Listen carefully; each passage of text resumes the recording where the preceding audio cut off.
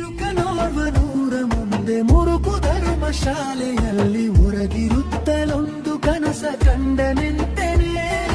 ಪುರದ ರಾಜ ಸೊತ್ತನ ಬಗೆ ವರಕುಮಾರರಿಲ್ಲದಿರಲು ಕರಿಯ ಕೈಗೆ ಕುಸುಮ ಮಾಲೆ ಇತ್ತು ಪುರದೊಳು.